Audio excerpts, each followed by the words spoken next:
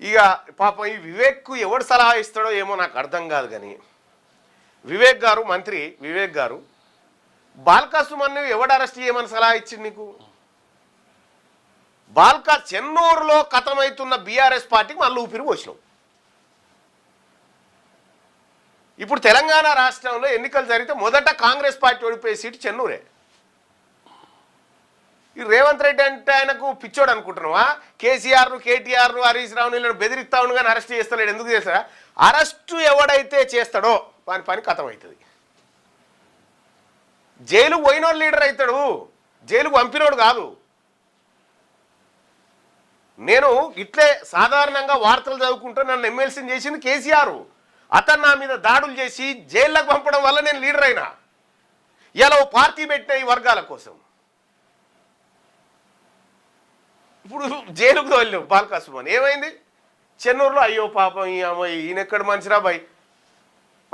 వాస్తవానికి క్యాతానపల్లి కాడ నీకు బలం ఉన్నదా? పోనీ వివేక్ గారు, క్యాతానపల్లి కాడ మీకు బలం ఉన్నదా? లేదు కదా. మీ హుందాగా మీ నాన్న తరహా రాజకీయాన్ని ప్రోత్సహించాలంటే హుందాగా వాళ్ళు గెలిచినప్పుడు ఎస్ వాళ్ళు గెలిచిన వాళ్ళకి శుభాకాంక్షలు అని చెప్తే మీ ఇమేజ్ ఇంకా పెరిగేది.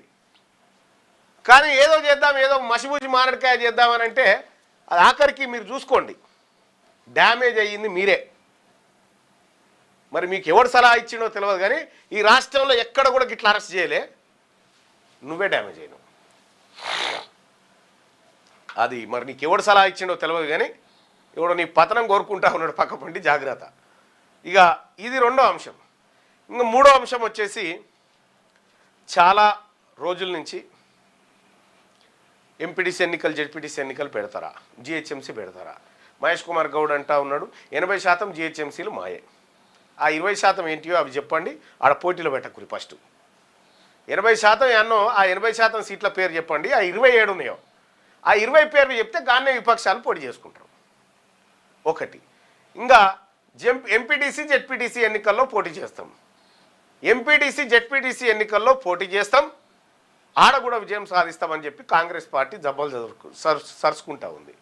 నేను అడుగుతా ఉన్నా, సరే కాంగ్రెస్ పార్టీ ఆడ గెలుస్తుందా, బీఆర్ఎస్ గెలుస్తుందా, ఇంకోటి గెలుస్తుందా, మేము గెలుస్తామా, ఎవరు గెలుస్తామో పక్కకు పెడితే 3 పార్టీలలో ఉన్నటువంటి బీసీలారా చూసిరా, బీఆర్ఎస్ పార్టీ కాంగ్రెస్కు మద్దతు ఇస్తుంది, కాంగ్రెస్ పార్టీకి బీజేపీ మద్దతు ఇస్తుంది, కాంగ్రెస్, బీజేపీ, బీఆర్ఎస్ ఒకటవుతుంది.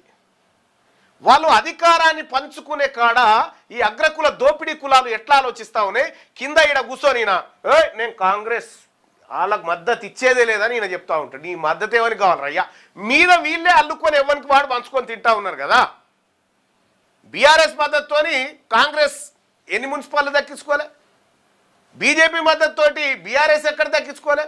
రఘునందన్ రావు గారు పోయి బీఆర్ఎస్ పార్టీ కోటేషన్, ఎందుకంటే ముదిరాజు నేను ఎట్టి పరిస్థితిలో చైర్మన్ కానీ అని చెప్పి వెలమైన పోయి రెడ్డిలతో కలిసి ఓటేసిండు. నీకు ఎక్కడి పార్టీలు, ఎక్కడి కథలు ఏడున్నావు ఇంకా ఈ పార్టీలలో? ఈ పార్టీలు మనవి కాదు, గుర్తుపెట్టుకోండి. అందుకోసమే తెలంగాణ రాజ్యాధికార పార్టీ మాత్రమే ఈ బీసీల పక్షాన నిలబడేటువంటి పార్టీ.